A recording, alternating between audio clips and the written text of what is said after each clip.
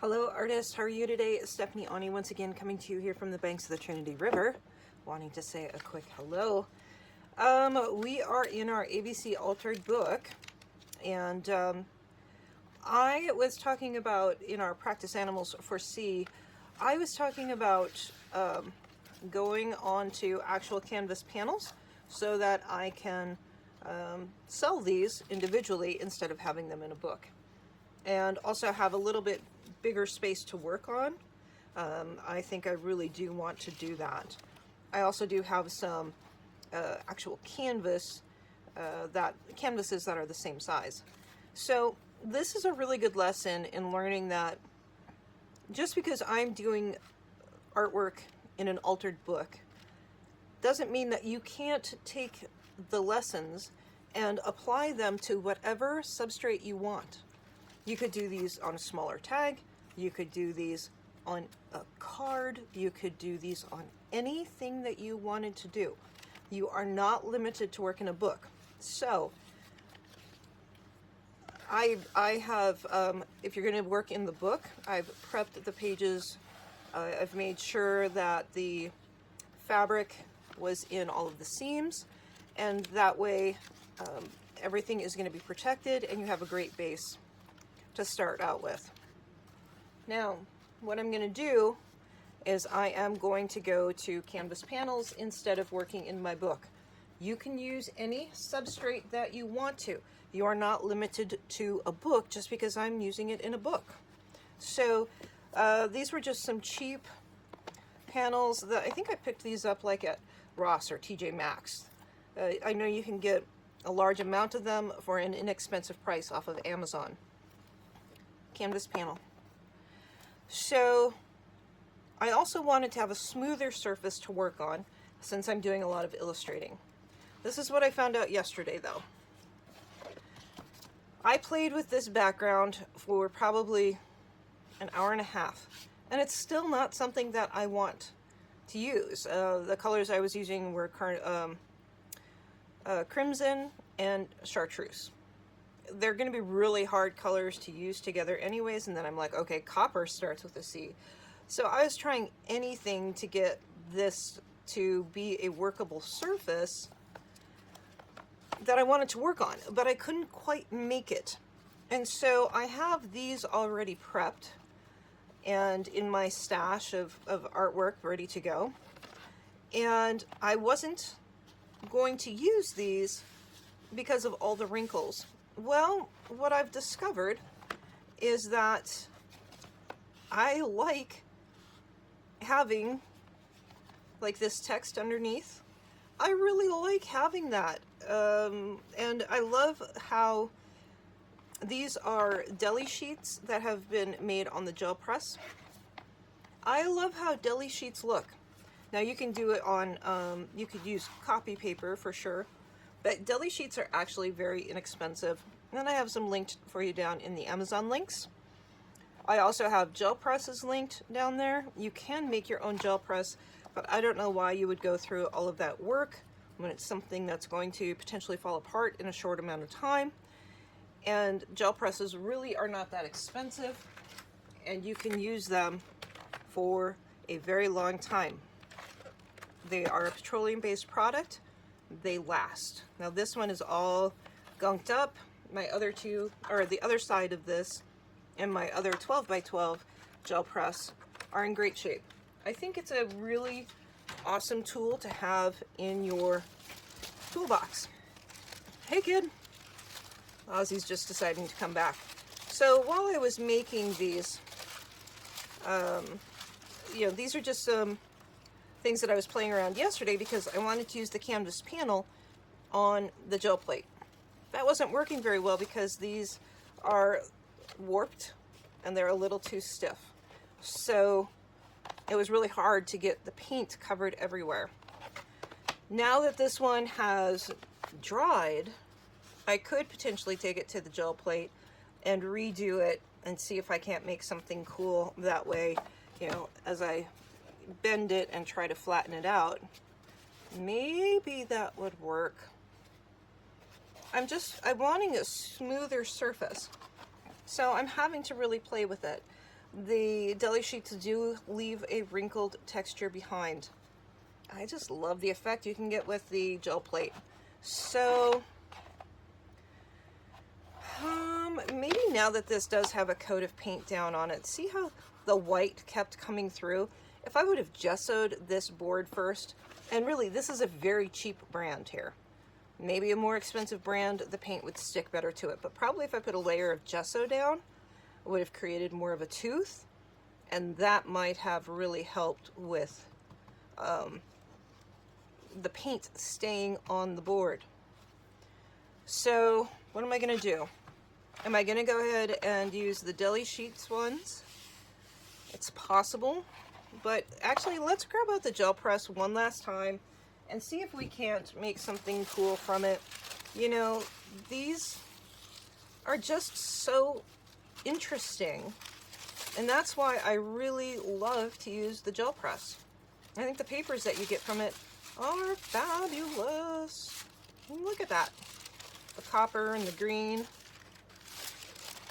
So, okay, I guess I'm going to pull out the gel press one more time and see if I can't make this work, because I do want as smooth of texture as I can get, and I'm going to try it one more time. All right, so you'll see me gel press when I come back, and we'll go from there. Hello, artists. Okay, we're going to a voiceover here. All right, so I have my brayer, my 4-inch brayer, and I have my gel plate, and I have my panel. And then it turned out quite green. I was just having the hardest time with this background. I really did. You know, it's just one of those things. So here I am picking up the green off of that plate and just putting it on one of the other deli sheets there. Forgive my stomach for growling. Let's see, what am I doing next? Taking off more of it. You can still see there's a little bit of green left on that gel plate. It just dried, basically. So now I'm coming in with the carnelian color, and then I put cream on it, which that was a mistake.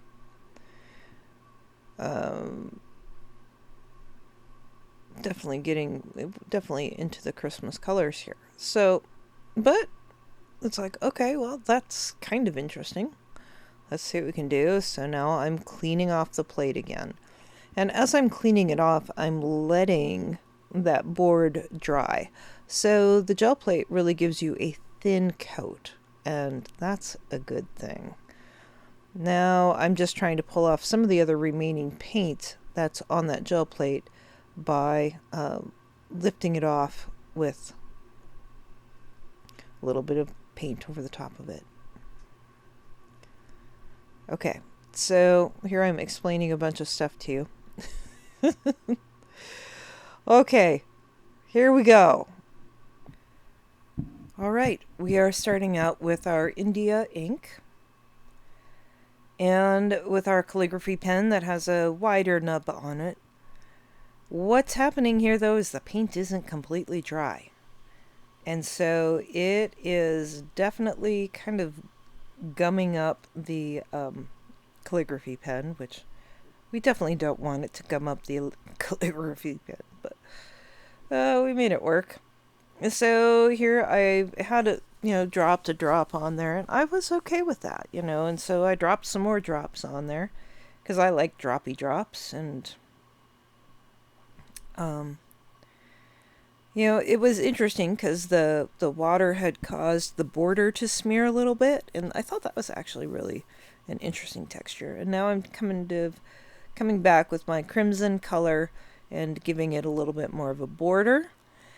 But when I take my water and I drop some drops on it, then it gives me a cool speckled background. Yay! We're getting closer. I swear this background took me far too long to do. It really, truly did. Hi, Brady. Kitty came to visit. Meow. Meow, meow. So here what I'm doing is I'm taking this paintbrush. I think it's maybe a 1/4 inch paintbrush. Maybe, I think it's 1/4 inch. And I just dipped it right into the India ink. India ink is water soluble. And I made a thicker border on it. But you can see that border is actually really pretty fun, and I was enjoying that. So here I was trying to figure out how to draw cat got your tongue, don't let the cat out of the bag. And so I was like, okay, I got the basic proportion right. I can see it in my brain. I can see what I want to do, so let's go for it. So here I've got a crumpled up looking bag and trying to get the kitty in there. This base drawing is completely covered up by the time I'm done. There's nothing that really remains of it. So don't get too stressed about it. It's okay.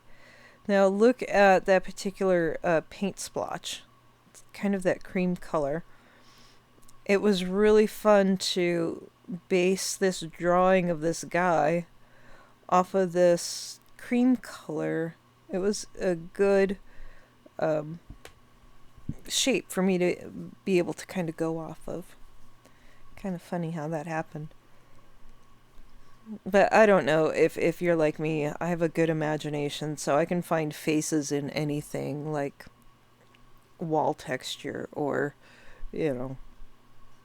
bark. I can find faces.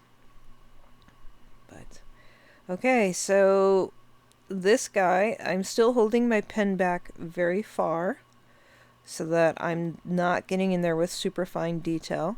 It is the Signo 207 impact medium point. Now what I'm doing is I'm coming in with some gesso over at least his face parts, because I did find that that's easier, an easier way to paint, especially with some of the transparent colors or semi-transparent colors from Arteza. They just go over white much better than over the medium tone. So I'm just putting down a quick layer of gesso so that I can build up the colors on top of it.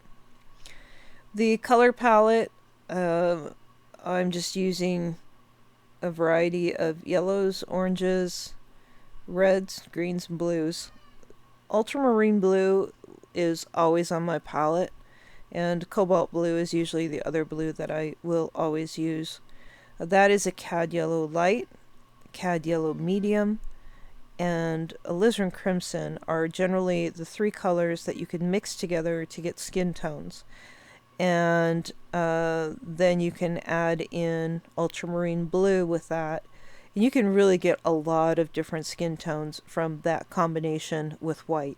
So the color combination is cad yellow light, cad yellow medium, or alizarin crimson. So it's they're not chalky colors, they're very clear colors. 2 warm yellows and a cooler red, and then your ultramarine blue.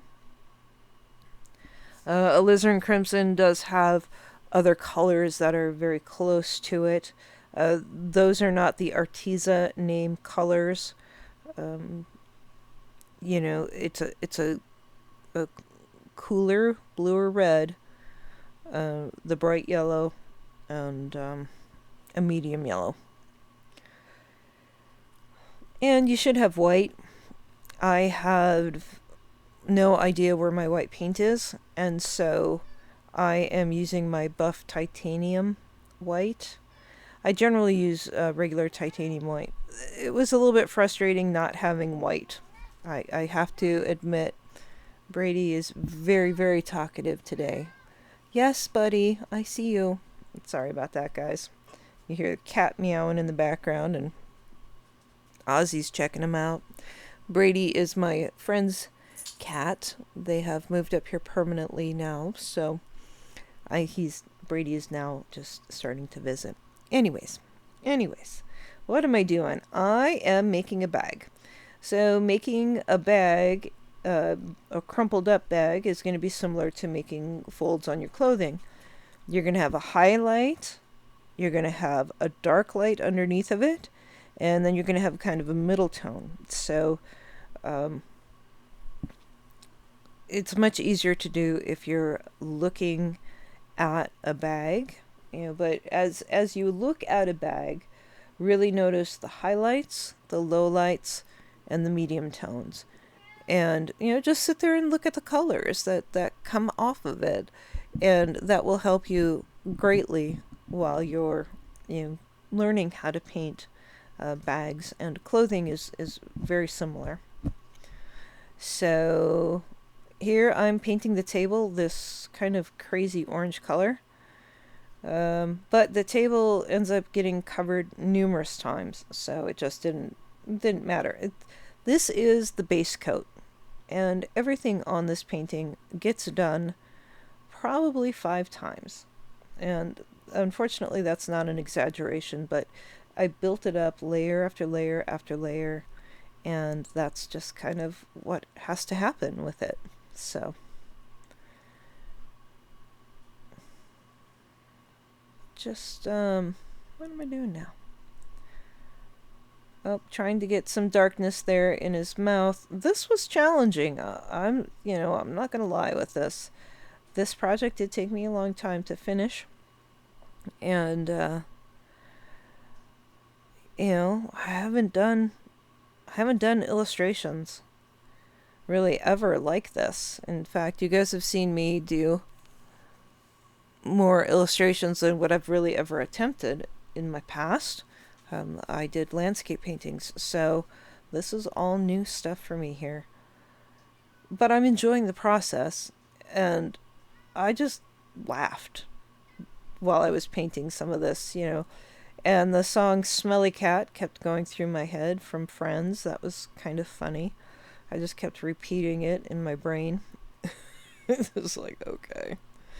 So now here what I'm doing is I'm going through and kind of deciding. Here's the initial decision of, what do I want his arms to do? I want him to be in shock, and, it would be shocking to have a cat grab your tongue. So, wanting to have both hands in there. It's the nice thing about having the Signo Impact be water soluble, because I was able to move those lines quite easily. The arm lines there, they were able to be covered up. You wouldn't think that with a gel pen that you could really have that much versatility with it, but it's a good drawing tool. It is, and it's a little bit more permanent than pencil. But the nice thing about the pen too is that sometimes a pencil can be hard to cover up with the lead. So I want you to notice here that if you squint at it, everything is really about the same tone, the same dark and light, the same middle tone of paint. And I knew that I needed to change that. So I'm coming in with some white gesso and covering up all that background that I worked so hard to do. And really just trying to change the background color. However, the white wasn't quite the right color, so I changed to kind of a purpley lavender color, which you'll see coming up here, right there. Oh, my foot fell asleep. So, yeah, this purple color, it was a good neutral tone. Allowed me to cover up that upper hand. And as you can see, I'm still leaving it variations of color, striations of color, and I liked that better than the white for sure, and much better than the red background. because you have to have something to rest your eyes on. And that really does help to pull the illustration forward. Now you're also taking your basic opposites of, let's see, blue and, what is it, blue and orange and yellow and purple. So by using that tone, I can make the cat stand out more. So using a purple or blue tone will push the background back, which is what we need to do, but it will also cause our little yellow cat to stand out more. And I like how I'm able to bring in some highlights. And now his hands stand out and the bag stands out a lot more. So it was important to change that color in the background. Now, again, I haven't done illustrations that often, so it would have been easier to have done the background first. Just didn't know that it wasn't the right color. And here I'm going back over it again and defining, trying to really define his face. And again, I go back and forth over this probably at least 5 times. This was not a, get it done right away project. And that's okay. That's okay. Now remember though, if you're deciding to do your own animal metaphors, you don't have to feel like you need to take this long to do it. You don't have to feel like you need to hand paint it. You can use pieces of collage. You can use, magazine images, whatever you want to do. But I think that it's really good to give yourself permission to play with this. And you do have to give yourself permission to not do something perfect every single time. Now, I can still look at this and I can still see things that I would change or things that, I've learned from doing this painting. What's really exciting to me is the thought of, what's going to happen when I get down to like the letter T? What are my illustrations going to look like after I've practiced, 20 of them? I'm going to get better and better and better with each one. And I'm looking forward to that. It's exciting to me. And I know that looking from the first one to what the last one will be, I know that there will be an improvement because I'm pushing myself. This is out of my comfort zone, guys. This is not my comfortable, happy, safe place. This is pushing my limits and learning new things. And then trying to teach you how to learn new things when I'm just learning them myself. It's awesome, and hopefully you guys are learning from it. I really am having a blast doing these loose characters. I mean, how Smelly Cat comes out here is just fun as can be.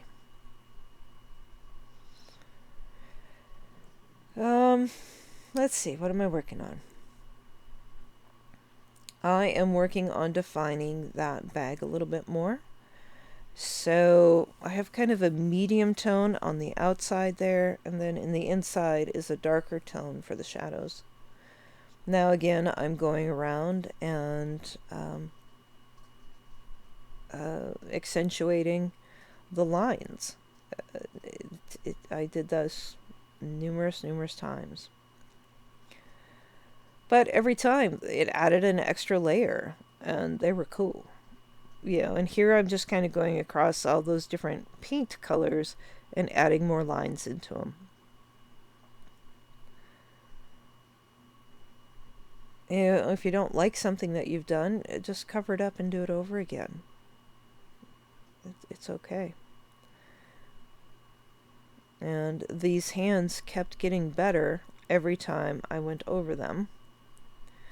And then all of a sudden I'm like, oh wait, we need a little bit more of an eye socket here. And so all of a sudden his eye sits inside of his face instead of sitting on top of his face, which again is like, oh, hey, that worked. That's cool. So with the folds of the bags, again, highlight, low light, medium. And, you just kind of have to practice it. I didn't have a whole lot of thought with this. The wrinkles of the bag in the front go vertically. No, from right to left, and then the bag the blue side of that bag, they go back. The lines of the bag go back, and that's basic perspective there. Here we are defining finally what our kitty cat looks like. I was kind of nervous about doing this. I wanted to have something really fun and punky looking. I wanted a punkster cat, and I think his face is pretty awesome. And now we're coming in with our Signo Impact White Gel Pen. Again, the supplies are down in the Amazon list, and if you have any interest in any of the Amazon supplies or any Arteza art supplies, which they have a great range of colors. The paints have lasted me quite a while.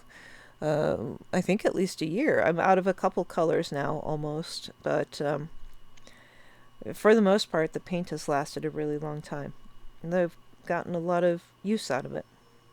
But if you have any need for those supplies, please do use the Amazon links. It does help to sponsor the channel. And I do want to give a huge shout out to my Patreons. You guys are 100% the absolute sponsors of the channel. And I really, truly appreciate the support that you have given me. It's the only way I'm getting compensated at all for doing all of these videos every week. But you guys are awesome. You're fabulous, and thank you again so very much. So here I've got a very fine brush now. This is my detail brush. Try to keep your smallest brushes for very last, because otherwise you'll drive yourself crazy if you're going to try to draw with or paint the whole painting with a very small paintbrush. You'll go insane. Okay, that noise was actually my refrigerator. It's not a siren, it's a refrigerator. I don't know if you can hear that, but anyways. Okay, so now I was just trying to define under his nose a little bit and kind of paint that negative space. But this darker blue was really working, and it was allowing that the whole illustration to pop more. So I did go through and put a dark ultramarine blue wash over the top of it, so you can still see the variations of color underneath of it, but it has definitely a bluer, darker tone. Don't forget that you can move your artwork as you're working on it. I think some people feel like they have to just leave it in one place, and that is not true. There's times where it's much easier if you flip it over and work on it that way. There I'm adding a touch of highlight to the shadow part of that bag, and highlights and shadows definitely exist, but they're kind of a bluer tone. And here I'm going in and trying to define the eyes just a little bit more, and just trying to bring in a little bit more color, center of focus there onto the arms, fingers. How do I? This is the final touches. This is the part where it's in the details. So I'm going over this one more time with my pen, and I'm outlining all of the different places that need to be outlined, bringing back that dark line, which I think is pretty fun, pretty awesome. Now I'm going to bring in some, playing with some red here, making his hair a little bit more red, softening that color on his palms just a little bit. needed to have a little bit of shadow on, for the palms of his hands, just to give it a little bit more dimension. There we're giving his face more dimension. Again, the colors for flesh tone are cad yellow light, cad yellow medium, and alizarin crimson. Basically 2 warm yellows, not white yellows, but 2 warm yellows, and a cooler red with your ultramarine blue. You don't have to have paints that have that exact same name, but you can do something like, go online on and get an image of what cad yellow light, medium, and red look like, and color match. Try to color match your colors that you have in your stash, and see what you can do to make it come close. And you can test it on your own skin to see if it's a close skin color. It was kind of crazy when I learned about that in art college. So now I'm just kind of going through and putting a little bit extra border around this. Just kind of a finer line along the inside. I really did like how that border turned out. And here I'm just adding some squiggly fun lines. And there I'm signing my name. But I loved, just little spirals and stuff. It felt like it fit in really well on that border, and I think it added just a cool little detail to it that gave it a little bit added extra interest. So now I went back and found my brightest yellow, and I'm going back over this kitty cat, and just, when you have a complementary color such as the blue in the background and the yellow in the foreground, that's going to really accentuate your center of focus. So anytime that you're using, an opposite color like that, even though that blue is a really subtle blue, a very purpley blue, that's a really good way to bring the viewer's eye into the center of your artwork where you want their eye to be. So this little guy is taking shape more and more. Now guys, be sure to tell me what type of D animals you want me to work on for our practice animals next week on Wednesday. I am not quite so worried about posting the videos at 5 o'clock in the morning anymore, because I'm just having issues with that, especially with the internet speeds, but I do try to post on Wednesdays and Saturdays. Starting a new fun project over at Patreon. Finished up our last one. Let's see, what else was I going to say? I was going to say something else here. Oh yeah, please definitely give me suggestions for animals that you want me to do for D, the practice animals, and then also give me your favorite D animal metaphors. Would love to hear what your ideas are. Even though I was planning on cat got your tongue, the don't let the cat out of the bag was one that was suggested to me, so I was able to figure out how to incorporate the two, and thank you so much for the viewer suggestion on that. You guys are awesome.